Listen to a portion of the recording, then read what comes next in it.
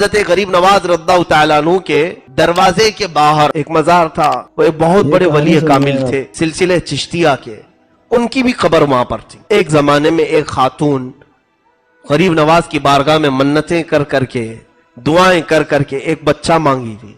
بچے کی ولادت ہوئی اور وہ عورت اپنے بچے 1 سال کے بچے کو لے کر کے آئی تھی شکرانے کے لیے اجمیر معلیٰ میں غریب نواز سرکار کے دربار میں.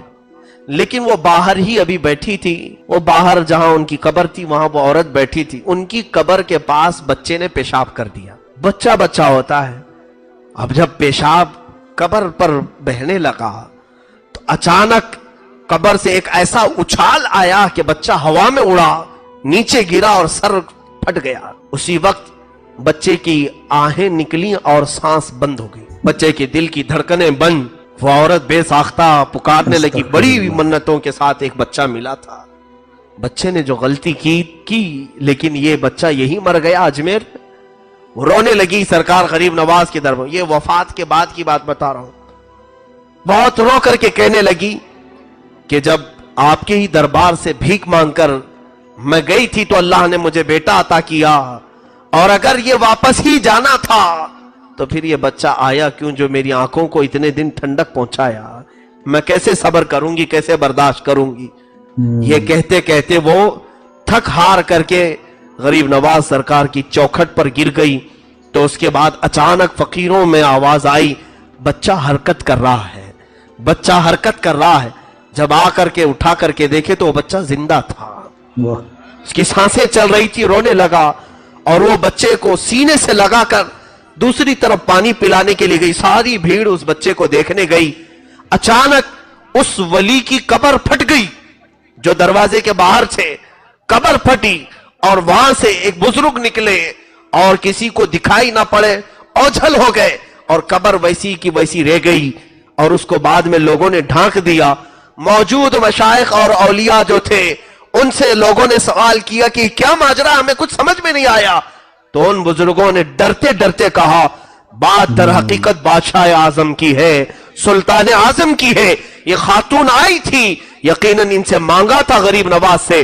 سلطان کی عطا تھی, غریب نواز کی عطا تھی جو بچہ دیا. وہ شکرانے کے لیے آئی لیکن اس کے بچے نے پیشاب کر کے ان کے دربار میں رہنے والے ایک ولی کی قبر کی بے حرمتی کر دی. تو اس ولی کو برداشت نہ ہوا, جلال میں انہوں نے قبر سے ہاتھ اٹھایا تو بچہ اچھل کر کے گرا اور مرا.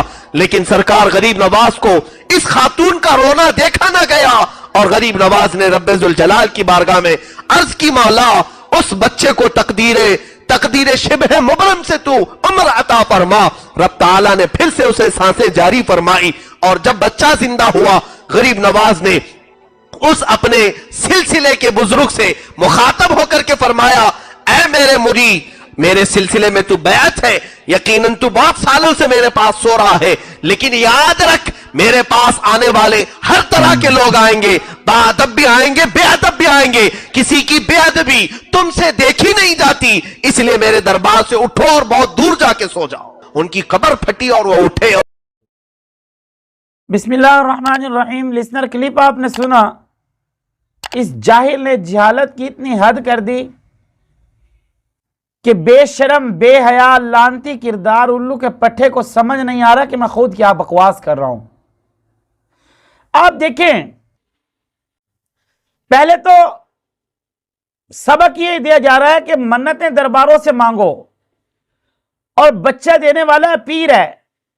یہ قرآن کریم کی سخت مخالفت ہے, شدید مخالفت ہے. اگر آپ سمجھیں, اور ان کی عوام بھی کتنی جاہل ہے آپ سوچ نہیں سکتے. دین کا نام لینے والے کبھی قرآن پڑھا ہوتا تجھے پتا چلے نا کہ قرآن ہے کیا, قرآن ہمیں سبق کس چیز کا دے رہا ہے, قرآن ہمیں درس کیا دیتا ہے, قرآن کا پیغام کیا ہے, قرآن کا قانون کیا ہے. ویسے تو مانتے ہو لیکن پڑھتے ہوئے موت پڑتی ہے. آپ کہیں گے کیسے؟ اس نے کیا کہا کلپ کے شروع میں آپ دیکھیں تو اس نے کہا ہے کہ اس نے منت مانگی اور پیر صاحب نے اسے بچہ دیا. پیر کون ہوتا ہے بچہ دینے والا؟ کس نے اس کو اختیار دیا ہے کہ جناب وہ لوگوں کو بچے دے؟ حالانکہ قرآن کریم میں واضح ارشاد ہے وَلِلَّهِ مُلْكُ السَّمَاوَاتِ وَالْأَرْضِ يَخْلُقُ مَا يَشَاءُ. یہب لمن یشاء اناثا ویہب لمن یشاء الذکور او یزوجہم ذکرانا و اناثا، وہ جسے چاہے جو عطا کر دے، جسے چاہے بچیاں دے دے، جسے چاہے بچے دے دے، جسے چاہے دونوں ملا کر دے دے، اور جسے چاہے بانجھ کر دے، یہ اس کے اختیار میں ہے۔ انہ علیم قدیر، وہ ذات ہے، تم کون ہوتے ہو یہ کرنے والے؟ اور پھر بچے نے پیشاب کیا اور بچہ مر گیا، ایک معصوم بچے کو قتل کر دیا، اب قرآن میں اس کی سزا کیا ہے؟ یا ایھا الذین آمنوا کتب علیکم القصاص فی القتل، تم پر فرض کر دیا گیا ہے، اب قصاص ضروری ہے۔ معصوم بچے کو قتل کرنے کا اختیار کس نے دیا ان کو؟ سب جھوٹ ہے، پھر زندہ بھی کر دیا، سبحان اللہ۔ یہ تو وہی بات ہوئی کہ بندر کو لوگوں نے کہا کہ یہ ادرک ہے، بندر کو کیا پتا ادرک کیا ہے؟ یہ دین کا نام لے رہے ہیں فقط، اور دین نام کی کوئی چیز نہیں ہے ان کے اندر، بلکہ میں تو یہ کہا کرتا ہوں کہ شرم نام کی بھی کوئی چیز نہیں ہے، حیا ان کے پلے نہیں ہے الو کے پٹھوں کے۔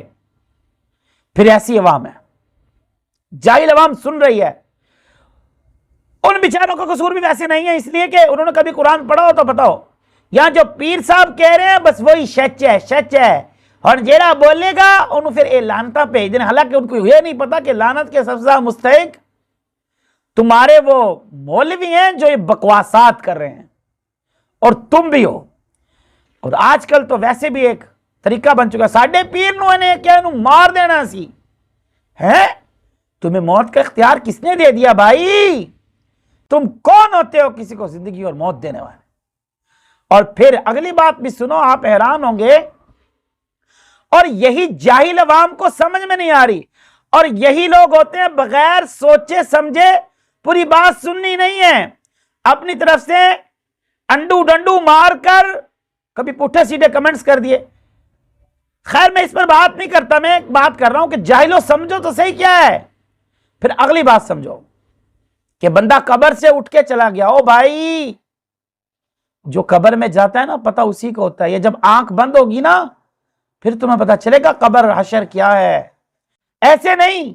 اس لیے میرے معزز سامعین، وہاں تو جو حال مردے کے ساتھ ہے وہ اسی کو پتہ، کوئی نہیں جان سکتا، اور یہ اٹھ کے بھی چلے گئے، سبحان اللہ، کیسی بات کر رہے ہو، شرم میں آنی چاہیے، ڈوب کے مرنا چاہیے تمہیں، لیکن شرم تمہیں آتی نہیں ہے۔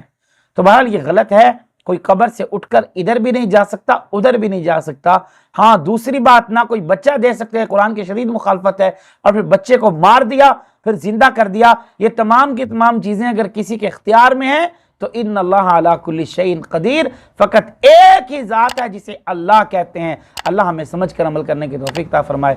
آخر دعوانا ان الحمد للہ رب العالمین۔